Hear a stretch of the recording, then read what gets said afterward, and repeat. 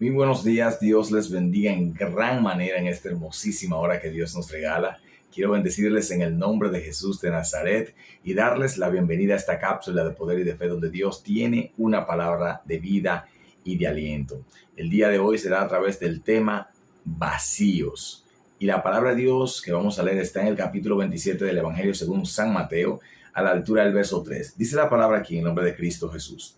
Entonces Judas, el que le había entregado, viendo que era condenado, devolvió arrepentido las 30 piezas de plata a los principales sacerdotes y a los ancianos. Bendito sea el Señor Jesús para siempre.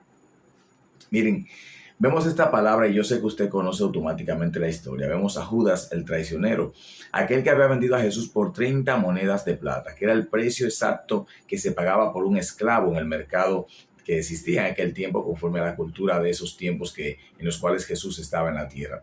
Y dice la palabra que ese precio que él recibió de los ancianos y de los sacerdotes, cuando él vio que Jesús estaba siendo condenado, entonces ahí se dio cuenta del gran error que había cometido. Ahora, ¿qué pasaba en la vida de Judas? No solamente estaba la característica de que era un hombre avaricioso, sino que él pensaba que robando de la bolsa de donde se recibían las ofrendas para el ministerio, el sostén del ministerio de Jesucristo, porque vemos nosotros que dice la Biblia que él sustraía de la bolsa. O sea, no solamente le era a él suficiente el sustraer de la bolsa, el robarse el sustento del ministerio de Jesús mientras estaba en la tierra, sino que también, ya no contento con lo que estaba recibiendo de la bolsa, también decidió vender a Jesús por el precio de un esclavo para ser condenado y ser posteriormente asesinado por los judíos y los romanos.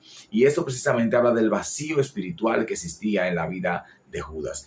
Fue tanto el vacío espiritual creado por la avaricia, creado por ese pecado de codicia, de más y más y más y más, que al final, cuando él ve que en las 30 monedas no llenan el espacio vacío y ya no tiene la oportunidad de seguir consiguiendo, pero también ha de perder aquel que le confió su amistad, que le confió, ¿verdad?, la bolsa del dinero, y ahora ve que este se va a perder, ve que este va a morir sabiendo que es inocente, y en ese momento se arrepiente de su pecado, dice la palabra del Señor, sintió arrepentimiento, o más bien remordimiento.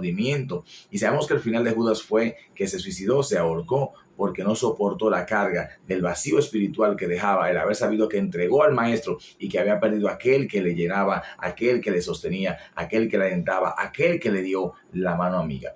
Y este vacío, hermanos, lo han experimentado muchos hombres de Dios. Un hombre de Dios que experimentó el vacío tremendo fue precisamente Salomón. Y Salomón escribió Eclesiastés para hablar nosotros de esa vida pesimista, de lo que es la vida bajo el sol, la vida vacía. Y él dice continuamente, vanidad de vanidades, todo es vanidades bajo el sol.